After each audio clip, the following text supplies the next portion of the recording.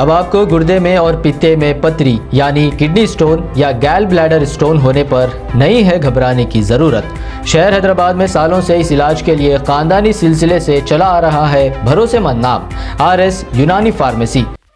सच news के खबरनामे में सबका इस्तकबाल है। आज की सबसे बड़ी इंटरनेशनल खबर पाकिस्तान से आ रही है, जहां पर 2 बूंद पोलियो की दिलाने की गई पाक पुलिस पर तालिबान का अटैक, 6 जवान मारे गए हैं। पाकिस्तान में अक्सर पोलियो अभियान टीम पर हमला हो जाता है। इस्लामिक कट्टरपंथी इस खुराक को बना देने वाली बताई जाती है। इस हमले में 6 पुलिस अधिकारियों की मौत हो गई। आतंकवाद को पनाह देने वाले देश आज कुछ आतंकी हमले से परेशान हैं। आए दिन पुलिस, सेना और आम नागरिकों पर आतंकवादी हमला कर रहे हैं। मंडे को उत्तर पश्चिम पाकिस्तान में एक पुलिस ट्रांसपोर्टेशन पर हमला हो गया, जिसमें 6 जवान मारे गए। इस ट्रांसपोर्टेशन में पुलिस एंटी पोलियो ड्रॉप पिलाने के लिए जा रही थी। जानकारी के मुताबिक हमले में कम से कम 1 दर्जन लोग घायल हुए। पाकिस्तानी तालिबान ने हमले की जिम्मेदारी ली है। रिपोर्ट्स के मुताबिक कुछ घायल अधिकारियों की हालत नाजुक है, उन्हें सरकारी अस्पताल में भर्ती कराया गया है। बता दें कि पाकिस्तान में अक्सर एंटी पोलियो अभियान के हमले होते रहते हैं।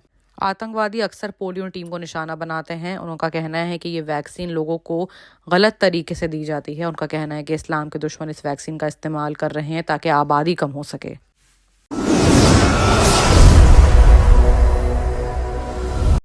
वहीं दूसरी बड़ी खबर आ रही है शेख हसीना को लेकर, जहां पर बांग्लादेश की प्रधानमंत्री शेख हसीना ने संडे को 5वें कार्यालय के लिए फिर से चुनाव जीत लिया है। इस बार मतदान यानी वोटिंग्स बेहद कम रही, क्योंकि विपक्षी दल से चुनाव बहिष्कार कर रहे थे। शेख हसीना एक बार फिर से बांग्लादेश में सत्ता की विराजमान होंगी। संडे को हुए चुनाव में उन्होंने रिकॉर्ड 5वीं बार चुनाव जीत लिया। हालांकि अपोजिशन से चुनाव के मुकाबले वोटिंग्स कम रही है, लेकिन इस बार करीब 40% वोटिंग्स हुई है। हालांकि ये अभी अंतिम आंकड़ा नहीं है। अपोजिशन ने हसीना से चुनाव से पहले इस्तीफा देने की मांग की थी, जिसे उन्होंने मानने से इनकार कर दिया था, जिसके बाद विपक्ष 48 घंटों की हड़ताल पर चला गया था। बांग्लादेश के चुनाव अधिकारियों ने कहा कि प्रधानमंत्री शेख हसीना ने 5वें वोटिंग्स के जरिए फिर से चुनाव जीत लिया है।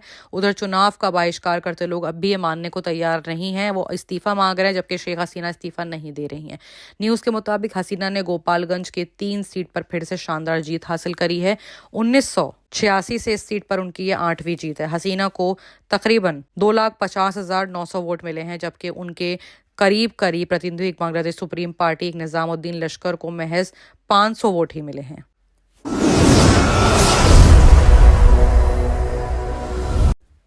अब अगर बात करें पाकिस्तान की, तो पाकिस्तान में ऑनलाइन फंड जुटा रही इमरान खान की पार्टी, तो इंटरनेट डाउन हो गया। पाकिस्तान के पुराने प्रधानमंत्री इमरान खान की पार्टी PTI virtual fund raising launch करने वाले थे, लेकिन उससे पहले ही वहां पर इंटरनेट डाउन हो गया। पूर्व प्रधानमंत्री इमरान खान को काफी अफसोस के साथ ये अनाउंसमेंट करनी पड़ी है। 1 महीने में उसके लिए दूसरा झटका है। PTI ने इल्जाम लगाया कि पहले भी पार्टी के एक प्रोग्राम से पहले देश भर में इंटरनेट बंद कर दिया गया था। इस बार भी ऐसा ही किया गया। इस बार भी लोग सोशल मीडिया प्लेटफॉर्म का इस्तेमाल नहीं कर पा रहे हैं। पाकिस्तान में फिर से बड़े पैमाने पर इंटरनेट और सोशल मीडिया एप्लीकेशन प्रभावित हुए हैं। देश भर के इंटरनेट यूजर्स ने कंप्लेन की है कि उन्हें फेसबुक, इंस्टाग्राम, एक्स, स्ट्रीमिंग आदि सोशल मीडिया प्लेटफॉर्म यूज करने में दिक्कत हो रही है। संयोग से पाकिस्तान में इंटरनेट डाउन है, ऐसे वक्त पर जब पूर्व प्रधानमंत्री इमरान खान की पार्टी ऑनलाइन फंड जुटाने के लिए कोशिश कर रही है।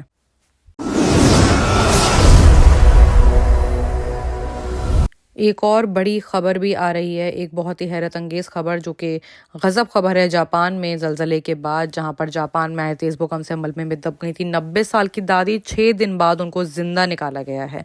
जापान में नए साल के पहले दिन ही भूकंप के झटके महसूस किए गए थे, जिसके बाद भारी तबाही मची थी। भूकंप की वजह से सुनामी का अलर्ट भी जारी किया गया था। कई जगहों पर कई इमारत जमींदोज हो गई थी। इस हादसे के बाद राहत और बचाव का काम चल रहा था। हादसे के 6 दिन बाद एक 90 साल की औरत को मलबे से बाहर निकाला गया है।